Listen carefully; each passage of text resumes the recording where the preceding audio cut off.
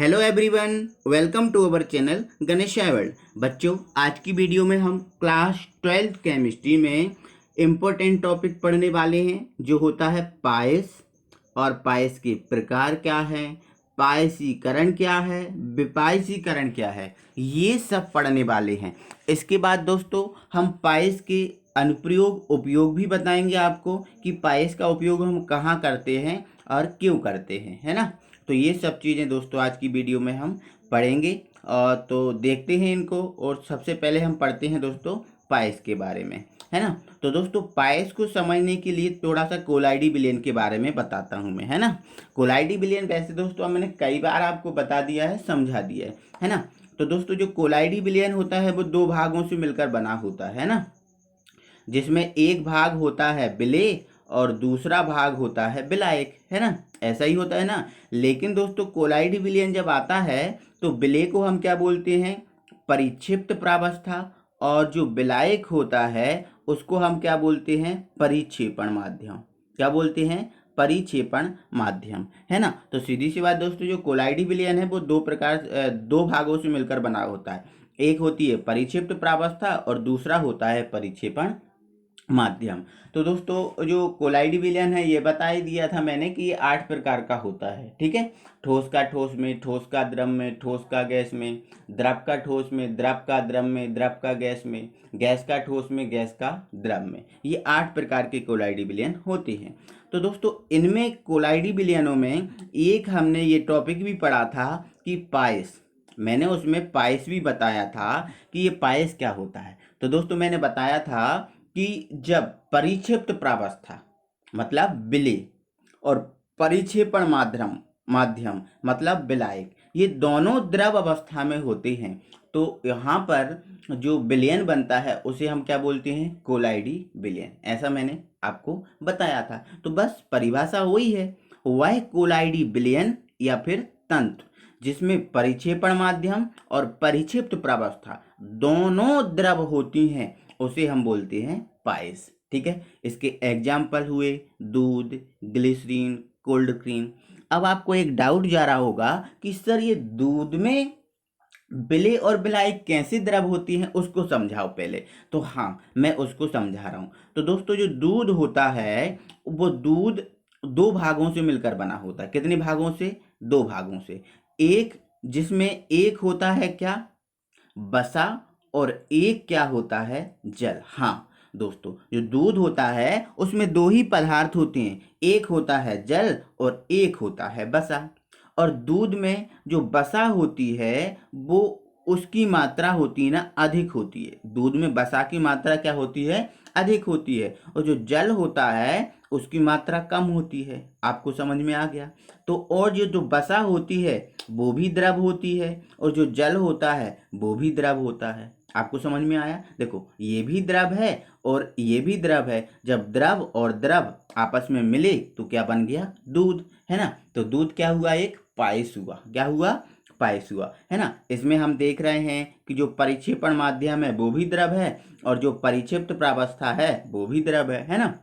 तो पायस की परिभाषा तो यही तो है, जिसमें परिक्षेपण माध्यम और परिक्षिप्त प्रावस्था दोनों द्रव होते हैं, उसे हम क्या बोलते हैं, पायस। तो दूध में ये दोनों चीजें हैं, तो दूध क्या हुआ, पायस हुआ। आई होप कि आपको समझ में आ गया होगा, है ना। इसके बाद दोस्तों जो ग्लिसरीन होती है, ग्लिसरीन भी इसी प्रकार की होती है, जिसमें परिक्षिप्त प्रावस्था और परिक्षेपण माध्यम दोनों द्रव होते हैं। इसी प्रकार दोस्तों जो कोल्ड क्रीम जैसे आइसक्रीम वगैरह, है ना, तो इसमें भी जो परिक्षिप्त प्रावस्था और परिक्षेपण माध्यम होते हैं दोनों द्रव होते हैं, है ना।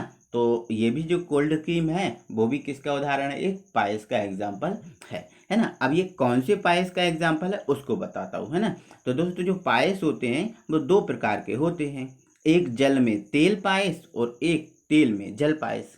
अब भाई यहाँ पर जल में तेल पायस का मतलब क्या है, तो दोस्तों आप खुद समझो, इसके शब्दों को समझो। क्या बोल रहा है, जल में तेल मतलब जल में तेल मिलाया गया। अब जल में तेल मिलाया गया तो मिलाने वाला क्या भाई, विलेय। मिलाने वाला विलेय होता है ना। और विलेय को हम यहाँ पर क्या बोलते हैं, परिक्षिप्त प्रावस्था। तो मतलब तेल क्या है यहाँ पर, परिक्षिप्त प्रावस्था। तो जल क्या हुआ? परिक्षेपण माध्यम। जल क्या हुआ? परिक्षेपण माध्यम। तो इसकी परिभाषा अगर बोलें तो परिभाषा क्या बन जाएगी? ऐसा पायस जिसमें परिक्षेपण माध्यम जल और परिक्षिप्त प्रावस्था तेल होती है, उसे जल में तेल पायस बोलते हैं। उसने खुद बोला। ठीक है, चलो अब इसमें बोलते हैं, इसमें इसको समझते हैं, तेल में जल पायस।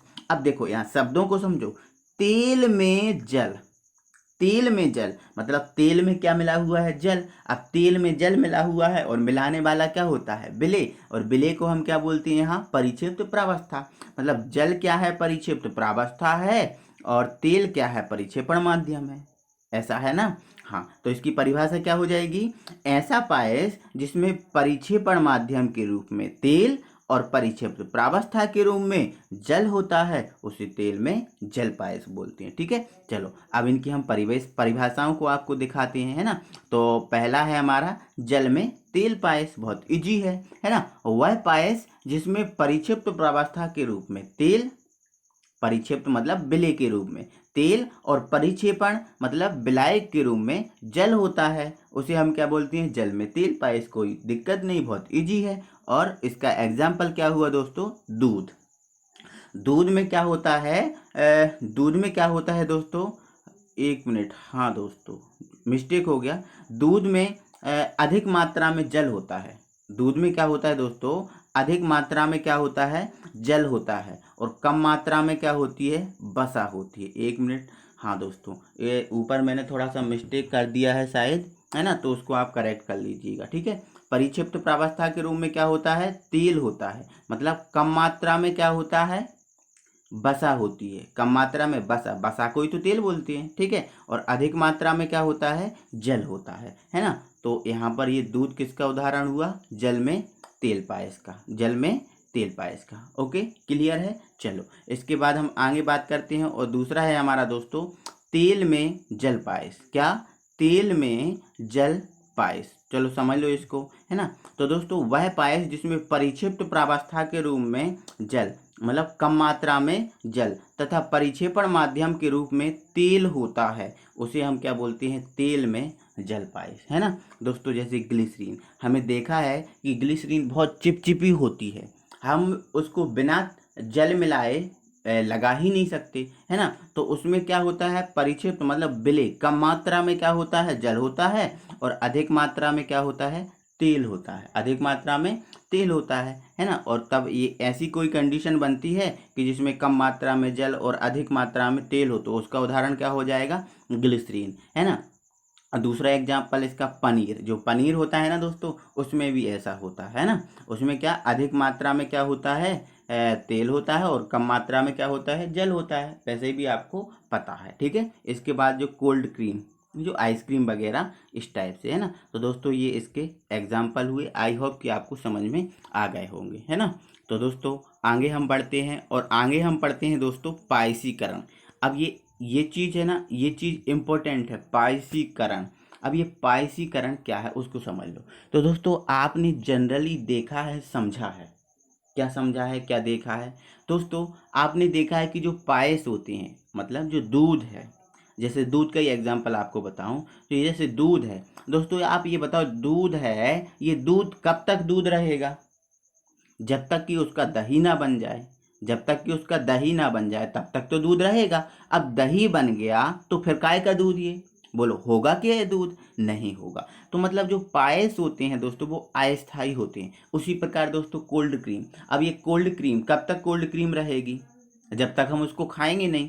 अब हम खा लेंगे तो खाएगी कोल्ड क्रीम। या फिर दोस्तों ऐसा समझो कि जो कोल्ड क्रीम होती है वो कोल्ड क्रीम कब तक स्थायी रहेगी?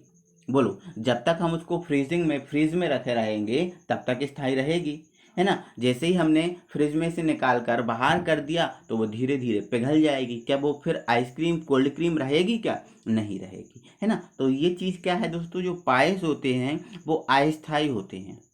वो कैसे होते हैं? अस्थायी होते हैं। ठीक है, तो दोस्तों अस्थायी होते हैं तो हम इनको स्थायी भी तो बना सकते हैं कुछ समय के लिए, नहीं बना सकते? बोलो बना सकते हैं ना। हाँ, जैसे दूध है, इस दूध में हम दोस्तों सोडा डाल दें, जैसे दूध है 4 घंटे में लगभग दही में परिवर्तित हो जाता है दोस्तों, है ना। आपको पता है। लेकिन दोस्तों इस दूध में हम क्या एक सोडा डाल दें, जो हमारा घर का खाने का सोडा होता है, उस खाने के सोडे को डाल दें, तो जो दूध है दोस्तों कुछ समय के लिए फिर स्थायी हो जाएगा। जैसे वो 4 घंटे में दही में परिवर्तित हो रहा था, तो अब वो 8 घंटे तक स्थायी हो गया। 8 घंटे तक दही में परिवर्तित नहीं होगा। उसी प्रकार यदि दूध में सोडा ना डालें, क्या सोडा ना डालें, और यदि इसमें हम वो अंडे का एल्ब्यूमिन डाल दें, अंडे का जो सफ़ेदी भाग होता है ना भाई, वो होता है एल्ब्यूमिन, तो उस एल्ब्यूमिन को डाल देना, तब भी ये जो है ना इसका स्थायित्व बढ़ जाएगा, तब भी ये 8 घंटे तक चलेगा। या फिर दोस्तों इस प्रकार से एक कैसीन पदार्थ भी होता है, उस कैसीन पदार्थ को डाल दें, तब भी इसका स्थायित्व बढ़ जाएगा, है ना। तो दोस्तों सीधी सी बात कहने वाली मेरी बात ये है कि पायस होते हैं अस्थायी। पायस कैसे होते हैं? अस्थायी। तथा इनको स्थायी बनाने के लिए कुछ समय के लिए, हमेशा के लिए स्थायी नहीं बना सकते, कुछ समय के लिए स्थायी बनाने के लिए कुछ पदार्थों का प्रयोग किया जाता है, कुछ पदार्थ इनमें डाल दिए जाते हैं, जिन्हें हम क्या बोलते हैं? पायसी कारक, है ना। जैसे दूध में हमने क्या डाला? सोडा डाला, तो जो सोडा क्या है? वो पायसी कारक है। दूध में हमने एल्ब्यूमिन डाल दिया, तो एल्ब्यूमिन क्या है? पायसी कारक है। तो उन्हें हम क्या बोलते हैं? पायसी कारक। और इस पूरी प्रक्रिया को, जिससे दूध का स्थायित्व बढ़ जाता है, इस पूरी प्रक्रिया को हम बोलते हैं पायसीकरण। क्या? पायसीकरण। तो ध्यान रखना दोस्तों, पायस अस्थायी होते हैं। पायस को स्थायी बनाने के लिए जिन पदार्थों का यूज किया जाता है, प्रयोग किया जाता है, उन्हें पायसीकारक, और ये पूरी प्रक्रिया पायसीकरण कहलाती है। इसका एग्जाम्पल देख लो, है ना। दूध के स्थायित्व को एल्ब्यूमिन, कैसीन और सोडा, लिखा नहीं मैंने, नामक पदार्थ बढ़ा देते हैं, तब एल्ब्यूमिन यहाँ पर बा है ना, बा कैसीन नामक पदार्थ या जो सोडा होता है वो पदार्थ पायसीकारक कहलाते हैं। ठीक है, और इस पूरी प्रक्रिया को क्या बोलते हैं दोस्तों? पायसीकरण। आई होप कि आपको समझ में आ गया होगा। इसके बाद दोस्तों हम आगे बढ़ जाते हैं और आगे हम देखते हैं विपायसीकरण। क्या? विपायसीकरण। दोस्तों पायसीकरण पढ़ लिया है तो विपायसीकरण पढ़ने में कोई दिक्कत नहीं है ना। अब पायसीकरण क्या है? पायसीकरण में हम क्या करते हैं? पायस को स्थायित्व मतलब स्थायी बनाते हैं, और विपायसीकरण में क्या करेंगे? जो पायस हैं उसको और कम स्थायी बना देंगे, और कम स्थायी बना देंगे। मतलब जैसे वो दूध है, उसमें हम 4 घंटे तक चलता था, उसकी और उसका जो स्थायित्व है और कम करना है, तो उसमें हम क्या करेंगे? विपायसी कारक मिला देंगे, है ना। तो उसको समझ लो। ऐसे पदार्थ जो पायस को उसके अवयवी द्रव्यों में अपघटित कर देते हैं। जैसे दूध है, दूध में वसा और जल होता है, तो दूध को वसा और जल में अपघटित करना विपायसीकरण कहलाता है। क्या कहलाता है? विपायसीकरण, है ना। तो ऐसे पदार्थ जो पायस को उसके अवयवी द्रव्यों में अपघटित कर देते हैं विपायसी कारक कहलाते हैं, है ना। तथा पायस को उसके अवयवी द्रव्यों में विघटित करने की प्रक्रिया को विपायसीकरण कहते हैं ना। अब इसको उदाहरण के द्वारा समझो, है ना। जैसे दूध है दोस्तों, है ना, इस दूध में हम नींबू डाल दें। क्या डाल दें? नींबू डाल दें, है ना। तो ये नींबू क्या करेगा? दूध का जो स्थायित्व है उसको और कम कर देगा। जैसे ही आप नींबू डालोगे दूध में, तो वो वसा को अलग कर देगा, और जो जल है उस जल को भी अलग कर देगा। देखो तुरंत उसके दूध मतलब जिससे बना है उसमें अपघटित कर दिया कि नहीं? आप बस बताओ, दिख रहा है ना आपको? दूध में हमने नींबू डाला। आप खुद प्रैक्टिकल घर पे कर सकते हो दोस्तों, है ना। दूध में आप नींबू डालोगे ना, तो तुरंत वसा अलग हो जाएगी और जल अलग हो जाएगा, है ना। तो दोस्तों ऐसे पदार्थों को हम बोलते हैं विपायसी कारक, है ना। जैसे नींबू हुआ, तो नींबू क्या है दोस्तों? विपायसी कारक है। क्या है? विपायसी कारक। कोई दिक्कत नहीं, आपको समझ में आ गया होगा। ठीक है, तो ऐसे पदार्थ जो पायस को उसके अवयवी द्रव्यों में विघटित करते हैं विपायसी कारक कहलाते हैं, तथा पायस को उसके अवयवी द्रव्यों में विघटित करने की प्रक्रिया को विपायसीकरण कहते हैं। इसका एग्जाम्पल मैंने समझा दिया है, उसको एक बार देख लो, है ना। जब दूध में नींबू का रस डाला जाता है तो दूध फट जाता है, जिससे उसके अवयवी द्रव अलग अलग हो जाते हैं, मतलब वसा और जल अलग अलग हो जाते हैं ना। तब यहाँ नींबू नामक पदार्थ विपायसी कारक का कार्य करता है। Okay, understand? चलो ठीक है। इसके बाद हम आगे बढ़ जाते हैं दोस्तों, और आगे हम दोस्तों जो पायस है उस पायस के अनुप्रयोग पढ़ने वाले हैं, या पायस के उपयोग पढ़ने वाले हैं कि पायस के उपयोग क्या चीज़ है। ठीक है, तो यहाँ पर दोस्तों हम समझेंगे और देखते हैं, ठीक है। तो दोस्तों जो पायस है, इस पायस के उपयोग क्या क्या है उसको देखो। तो दोस्तों पहला उपयोग तो जो पायस है उसका ये है कि साबुन तथा अपमार्जकों की क्रियाविधि को पायसी कारक के आधार पर आसानी से समझा जा सकता है ना। तो दोस्तों आप हमें ये बताओ कि जो साबुन है उस साबुन की क्रियाविधि को आप ऐसे ही समझ लोगे क्या? वो कैसे कार्य करती है, क्या है, ये ऐसे ही समझ लोगे क्या? नहीं। आप यदि इसकी पायस के आधार पर इसकी कार्यविधि को समझना चाहते हो तो आप समझ सकते हो। कैसे? देखो दोस्तों क्या है कि जो कपड़ा, जैसे कपड़ा होता है ना, ये कपड़ा है। इस कपड़ा में कुछ गंदगी लग जाती है, ठीक है। अब गंदगी लग जाती है तो हम क्या करते हैं दोस्तों, इस कपड़े को जल में डुबा देते हैं। किस में? अब जल में डुबा देते हैं ना। अब ध्यान रखना, अब जल में डुबा दिया तो जल क्या है? द्रव है ना। अब जैसे ही जल में डुबा दिया तो ये कपड़ा भीग गया। कपड़ा क्या हो गया? भीग गया। अब भीग गया तो इसमें हमने क्या? साबुन लगाई। इसमें हमने क्या लगाई? साबुन लगाई, है ना। अब जब साबुन लगाई तो साबुन क्या करेगा पता है आपको? साबुन क्या करेगा, उसमें जो जल में जो कपड़े में गंदगी लगी है, अब ये गंदगी किसके कारण लगती है? गंदगी बसा के कारण लगती है। किसके कारण? बसा के कारण लगती है ना। तो वहाँ पर जो बसा है वो बसा क्या है? द्रव है। और इसको जल में डुबाया तो वो जल भी क्या है? द्रव है ना। और इस पे हमने साबुन लगाया। अब जो साबुन लगाया तो क्या होगा? साबुन लगाएंगे तो जो बसा है वो बसा, और जो धूल के कण है, गंदगी वगैरह, वो गंदगी जल के साथ मिलेगी तो वो एक क्या बना लेंगे? बसा और जल क्या बना लेंगे? एक पायस बना लेंगे। अब पायस बना लेंगे तो जल और बसा मिलके पायस बना लेंगे। अब पायस बनाएंगे, उसमें हम साबुन को रगड़ेंगे तो साबुन क्या करेगा? धीरे धीरे उनको अलग कर देगा। पायस बना लेंगे तो वो फिर हटेंगे नहीं, एक दूसरे के साथ जुड़ जाएंगे। तो धीरे धीरे वो क्या हो जाएगा? मैल जो वगैरह है, वो गंदगी वगैरह है, वो आराम से निकल जाएगी, ठीक है। इसके बाद दोस्तों जो साबुन की कार्यविधि है, मैं आगे आपको बहुत अच्छे से, बहुत डिटेल्ड में समझाने वाला हूँ अलग से ही, ठीक है। चलो, तो साबुन तथा अपमार्जकों की कार्यविधि को पायसीकरण के आधार पर आसानी से समझा जा सकता है, ये उसका उपयोग है। दूसरा उपयोग दोस्तों औषधियाँ प्राप्त करने में। आजकल दोस्तों जो औषधियाँ आपको प्राप्त हो रही हैं, घर में जो औषधियाँ आ रही हैं, वो द्रव अवस्था में आपके ज़्यादा आ रही हैं, है ना। आजकल हम किसी के यहाँ जाते हैं तो वो उसमें कोई मतलब लिक्विड शीशी दे देता है ना, या फिर लिक्विड दवाई ज़्यादा दे देता है। क्यों दोस्तों? जो लिक्विड दवाई होती हैं वो ज़्यादा कार्य करती हैं हमारे शरीर में, है ना। तो आजकल जो औषधियाँ हैं दोस्तों वो लगभग लिक्विड अवस्था में ही प्राप्त हो रही हैं ना, क्योंकि लिक्विड अवस्था में वो हमारे शरीर में सभी कोशिकाओं में आसानी से चली जाती है ना। सभी कोशिकाओं में आसानी से चली जाती हैं तो हमें तुरंत आराम मिलता है ना। तो हम जैसे भी डॉक्टर के यहाँ जाते हैं तो डॉक्टर लोग बोलते हैं कि इंजेक्शन लगाना पड़ेगा भाई, गोली से काम नहीं चलेगा। क्योंकि हम गोली खा लेते हैं तो वो तो पेट में खा ली, एक जगह काम रखा गई, और धीरे धीरे हम पानी वगैरह या फिर चलते फिरते रहेंगे तो थोड़ा बहुत धीरे धीरे वो अपनी कोशिकाओं में जाएगी। जैसे ही लेकिन लोग दोस्तों इंजेक्शन लगाता है तो इंजेक्शन लिक्विड होता है, तो जैसे ही लगा देता है, देखो हमें तो लगाता है, वो हाथ में लगाता है ना, लेकिन वो पूरे शरीर में कैसे चला जाता है भाई? वो लिक्विड होता है। लिक्विड होता है तो वो सभी कोशिकाओं में आराम से बहुत जल्दी से प्रवाहित हो जाता है ना। तो इस प्रकार से दोस्तों औषधियों में भी हम पायस का यूज़ करते हैं। पाचन में, हाँ पाचन में भी जो है ना वो पायस का यूज़ होता है। मैंने अब भी बताया, क्योंकि पाचन, यदि पायस मतलब द्रव द्रव मिलकर, यदि द्रव अवस्था में हम किसी चीज़ का पायस करते हैं, खाना खाते हैं, तो अच्छा लगता है। हम सब्जी से खाना क्यों खाते हैं?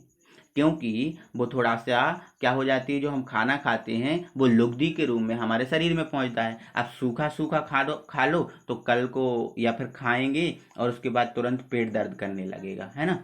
तो ऐसा नहीं है ना दोस्तों। पाचन यदि द्रव अवस्था में हम खाना जो है ना वो द्रव अवस्था में खाएंगे तो उसका पाचन ठीक तरीके से हो जाएगा। तो पाचन में, क्योंकि वसा का आंतों द्वारा पाचन पायसीकरण के कारण सरलता से होता है, मतलब द्रवावस्था में ठीक ठाक तरीके से हो जाता है। इसके बाद दोस्तों फोर्थ है जीवाणुनाशक के रूप में, जैसे फिनॉल, डेटॉल, लाइसॉल, है ना। अब हमारे घर में देखा है कि लिक्विड ही तो होती हैं। अब लिक्विड क्यों होती हैं? अब लिक्विड होती हैं, है ना, तो इनको हम क्या करते हैं, आराम से हमारे घर में पोछा लगा देते हैं, क्लीन कर देते हैं, स्प्रे कर देते हैं। तो ये पाइसीकरण के आधार पर ही होता है ना। अब घर में यदि मान के चलो ये चूर्ण के रूप में होता तो फेंकते तो बिल्कुल गंदगी सी लगती है, अरे यार ये क्या डाल दिया वगैरह वगैरह, है ना, ये सब चीज़ें, है ना। तो जीवाणुनाशक के रूप में प्रयुक्त फिनॉल, डेटॉल, लाइसॉल, है ना, जल में तेल सॉरी हाँ जल के तेल में पायस होते हैं। इस प्रकार इनका प्रयोग जीवाणुओं को मारने के लिए करते हैं। तो दोस्तों ये अनुप्रयोग हो गए। आई होप कि आपको अच्छा लगा होगा, मज़ा आया होगा, ये सब चीज़ें आपके दिमाग में फिट हो गई होंगी, आपने बहुत अच्छे से समझ लिया होगा, क्लियर हो गया होगा, है ना। तो दोस्तों मज़ा आया होगा, अच्छा लगा होगा। तो दोस्तों वीडियो को आप लाइक कीजिए, है ना, और अपने दोस्तों लोगों को भी शेयर कीजिए ताकि उन लोग का भी फायदा हो, है ना, वो भी पढ़ें, है ना। तो दोस्तों यदि आप नए व्यूअर हैं, अभी तक आपने चैनल को सब्सक्राइब नहीं किया है तो प्लीज़ चैनल को सब्सक्राइब करें और बेल आइकन को भी प्रेस कर दें, है ना, ताकि आपके पास समय समय से नोटिफिकेशन आपको मिलती रहे। तो दोस्तों फिर अगली वीडियो में हम फिर मिलते हैं, तब तक के लिए थैंक यू वेरी मच।